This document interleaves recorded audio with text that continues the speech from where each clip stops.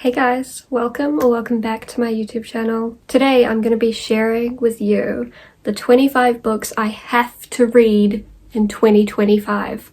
No excuses, these books need to get read. I need to hold myself accountable and actually read these 25 books. I'm just going to jump in and start talking to you about these books.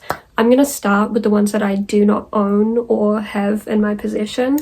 So first I have The Picture of Dorian Gray. I own a little collection of Oscar Wilde stories and The Picture of Dorian Gray is in that, but I can't be bothered grabbing it, so I still have not read The Picture of Dorian Gray and it is decently highly anticipated by me. I don't know much about The Picture of Dorian Gray, except for there's a character named Dorian Gray that gets his portrait drawn or painted.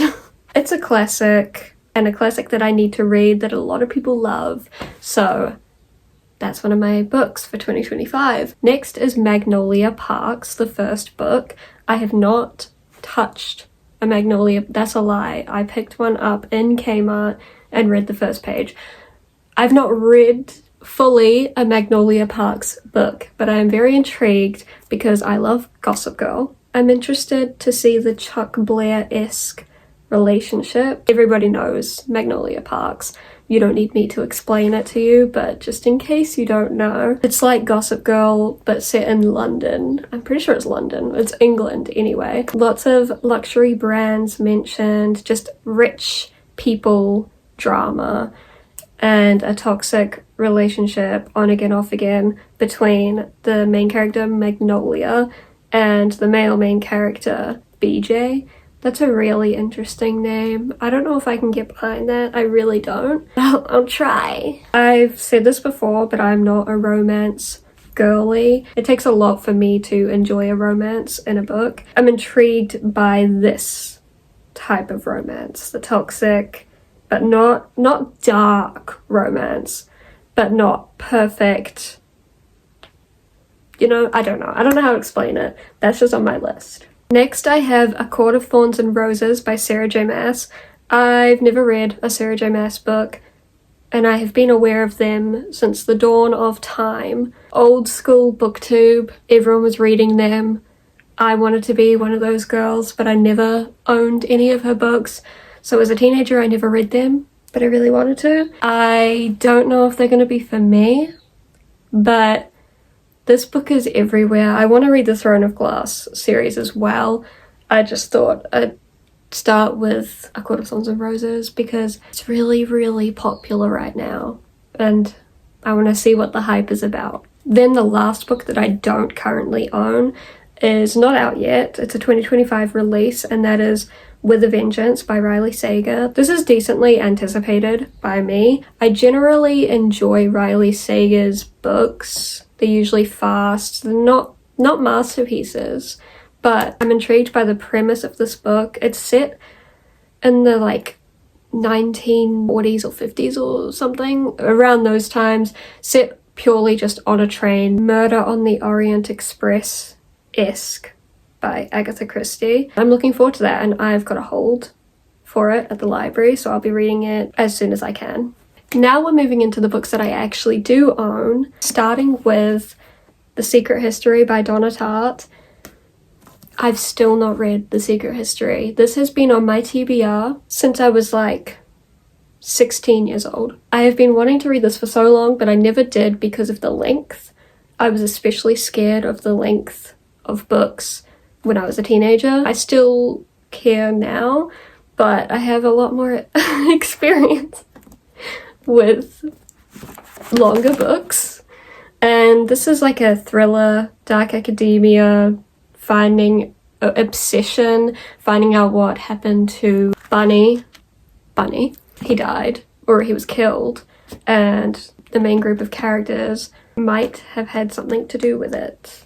I've heard this described as How to Get Away with Murder, and I love How to Get Away with Murder, the TV show, a lot. And I love dark academia. I'm just a little worried for this one because it is very hyped up and that doesn't always go well for me. But I'm excited to get to this. I've been meaning to read it for so long, and I need to this year. Next is Fourth Wing by Rebecca Yarros. I found this at a thrift store for $3 when it was like really hyped up as well, like when the hype was at its peak. I didn't read it because it's a big boy and it's a book talk book. That's not always a good thing. This is a book with dragons and competition type thing with a main character that probably shouldn't be the survivor. Pretty sure she's up against people that have been training for this like their whole lives. You know, it's giving Katniss Everdeen and what's her name? Triss? Was that it? From Divergent. I think it is a wannabe Hunger Games Divergent type book, but with dragons. So I'm gonna give this a go because I own it. It's got a lot of hype. I wanna be in on it.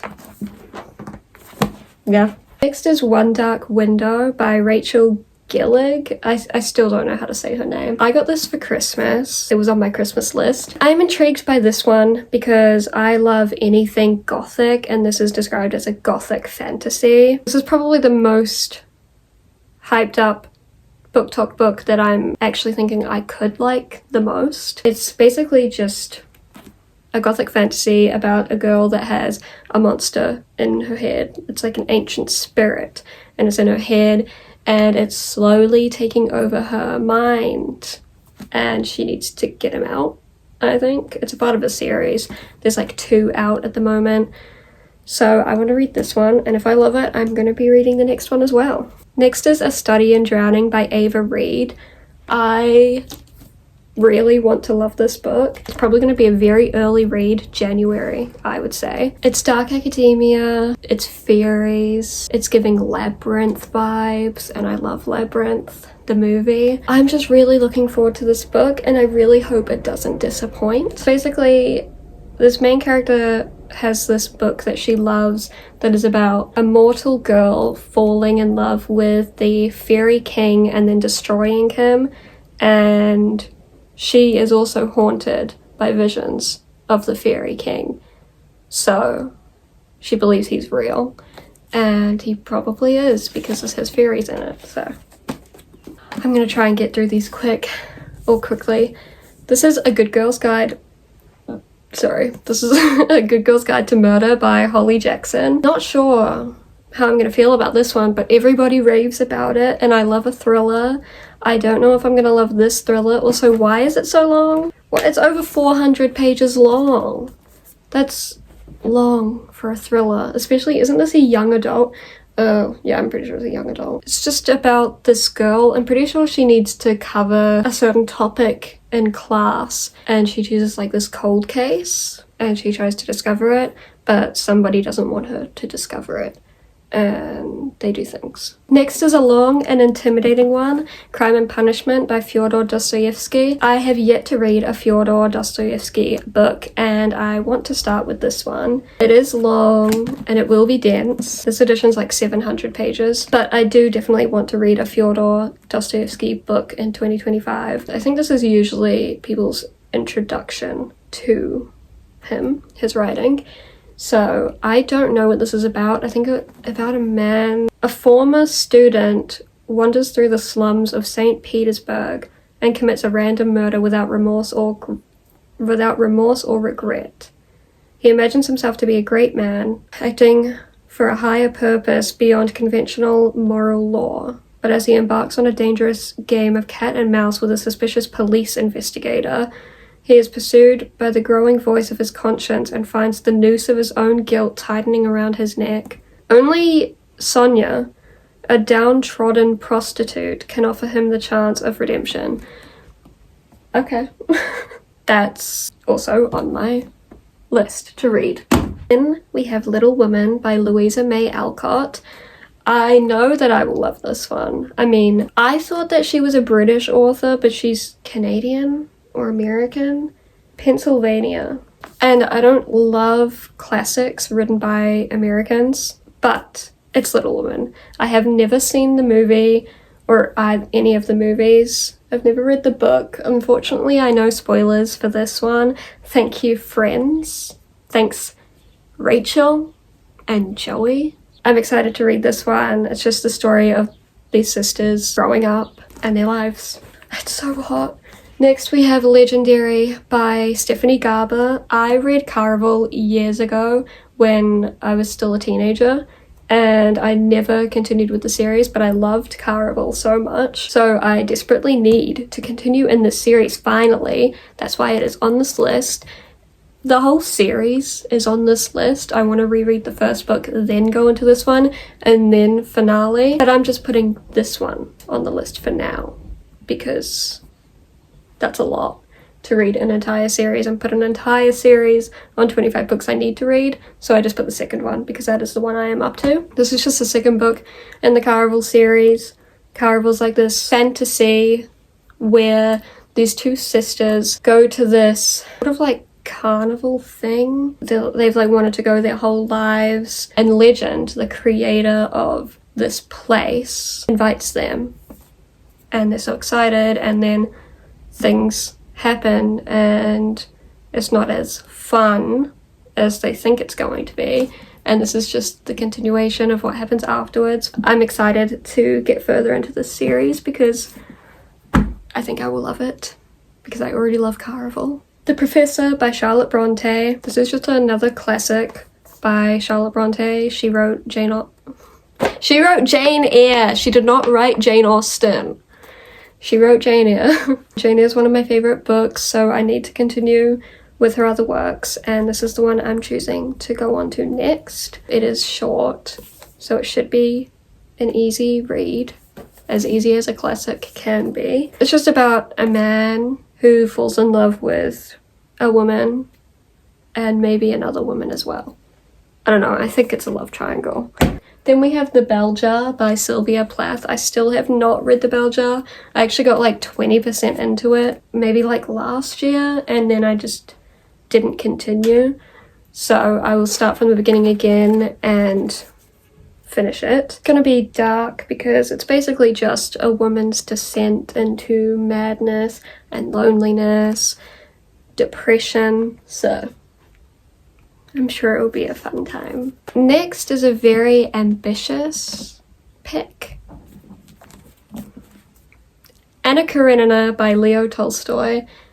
I've not read any of his works before, and this is the one I'm going to start with. Just over 800 pages. I just have high hopes for this one. I just want it to be a favorite book for me. So I really want to get into it.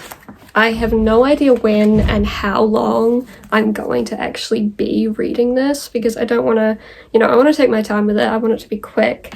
I don't know what it's about. I think it's just about families. I know a spoiler for it, which is just great, because I'm putting all this time and effort when I already know a big plot point, thanks to Rory and Dean from Gilmore Girls. Next on the list is Book Lovers by Emily Henry. This will be my first Emily Henry book. Kind of excited. I'm not sure if she's going to be for me because I don't like just pure romance. I want something else. I want a fantasy element.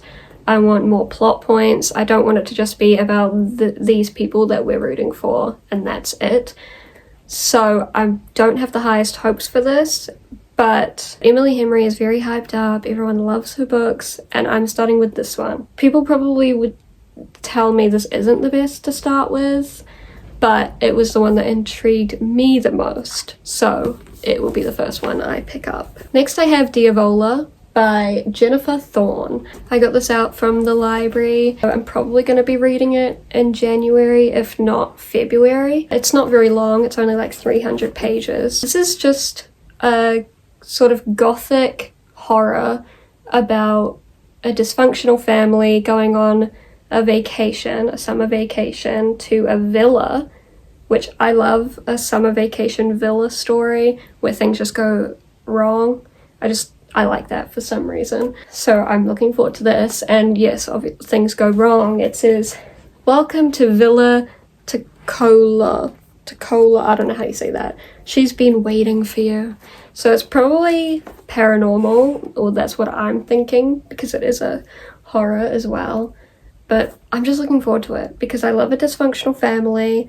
I love forced I love when the dysfunctional family is forced into close proximity together. I love a summer vacation at a villa. So I have high hopes for this, and I'm going to be reading it very soon. I have A Study in Scarlet by Arthur Conan Doyle. This I am also planning on reading in January. It's the first book in the Sherlock Holmes series. My sister loved it and wanted me to read it. She wants to know what my thoughts are. So I'm going to be reading this year at the beginning of the year. There's not much else to say about it. It's very small, so it should be pretty quick. Yeah. I have to read Eclipse by Stephenie Meyer, the third book in the Twilight series, nearly 700 pages long. But it's, you know, the writing's really easy to get through, so it wouldn't take long. The only thing that would stop me is getting slumped out because it's so bad. I read New Moon last year and it was fine. I mean, I know it's bad. Objectively, it is bad, but I have a guilty pleasure for the Twilight series, the movies, and I want to get through all the books. So Breaking Dawn is not on this list, but it's in my mind to read this year. But I'm only going to be putting Eclipse on the list because it is the next book that I am up to. I don't actually remember anything that happens in Eclipse, like the movie. That's good at least. It won't be completely boring. Then we have another vampire book, Interview with the Vampire by Anne Rice. I'm looking forward to reading this because I know nothing about it. I've never seen the movie. I think there's a series on it as well. I think there's a movie. Anyway, I don't know anything about it. I just know that it's about a vampire man getting interviewed about his life as a vampire. That's what it's about. Next is The Hobbit by J.R. Tolkien. Tolkien. I don't know. The Hobbit. I really want to get to the Lord of the Rings series. I think I could really like it. I've never watched the movies properly, but I'm looking forward to the books. I've tried to get through The Hobbit and I just can never get through the beginning, like first two chapters, but once I get through that, I'm sure I will be able to fly through it, enjoy it. I think it would be a cute little story and a good introduction to the bigger books, the more beefy ones. It was on my 24 books for 2024 and I did not get to it, so I have to get to it this year. I think we've only got 3 more books to talk about. So next is Sense and Sensibility by Jane Austen. This will be my 3rd Jane Austen novel, and this is the one I am most anticipating. I think it could be a 5-star. It's a story about sisters, and I love a story about sisters. It's about their lives, their love lives, and I think their relationship together. I don't think they're that close in the beginning of the book, and maybe we see their relationship develop throughout the story. Yeah, I'm looking forward to this one. I have Carrie by Stephen King. This is with another book, so it's not actually this big, but this is the edition I have. Carrie is one that I have never read. I've only ever read one Stephen King novel, and that was Pet Sematary, and I really liked it in the beginning. It got really silly to me. It kind of felt like mock horror, but Carrie is a classic story about a girl with telekinesis, which I did not even know. I just know she got like pig's blood thrown all over her and that she got her period and people made fun of it. I did not know she had telekinesis powers. I would have preferred not knowing that, but whatever. Maybe it's about her getting revenge on everybody for making fun of her for just getting her fucking period. And the last book I have to talk about today, the last book I need to get to in 2025, is The Tenant of Wildfell Hall by Anne Bronte. I've read her other book, Agnes Grey, and I really enjoyed it. I like her writing. I love the Brontes as a whole, but I'm very curious to read this one because this one is described as her own like biography, sort of. It's still fiction. It's about a single mother and a man who falls in love with her, but she's very reclusive and serious and has built up these walls around her, and he wants to get through to them. He reads her diary and the truth is revealed, and the shocking details of the disastrous marriage she has left behind emerge. It's a powerful depiction of a woman's struggle for domestic independence and creative freedom. So it sounds really interesting to me. I like that sort of dynamic. I think that would be cute to read about, and a very interesting concept for a classic. A single mother on her own with her child, and how like she would get very, very judged for that back then. That was like more than frowned upon. I mean, even just a woman traveling by herself back then was scandalous. But this will be even more scandalous because once you were married, you could not get married again. Your spouse had to die for you to get remarried. So it's quite shocking for a classic, and I'm looking forward to reading it. Hello, hi. This is me later after filming. I just realized that I forgot to share the last book, so I only gave 25. I only gave 24. The 25th book is The Cruel Prince. I'm not taking it out of this. I can't be bothered. The Cruel Prince is the last book on the list. I'm excited for this one because I love fairies. I've read the Spiderwick Chronicles, most of them. I enjoyed them. And I'm looking forward to this one. Just about a girl and her sisters getting whisked away into the land of the Fae and what happens there, I guess. Now we can go to the outro. But that was all the books that I am planning, or not planning, that I need to read in 2025. I don't know if I'm going to get to them all, but I'm really hoping that I will. I think I'm going to get to the majority of them. It's just the longer ones that is I'm more iffy about. But of course I will let you guys know. They'll be in upcoming videos all throughout the year. I hope you enjoyed. Let me know if you have any in common with me or any that you need to get to in 2025. Like and subscribe if you want to see more. I will see you in the next one. Bye guys.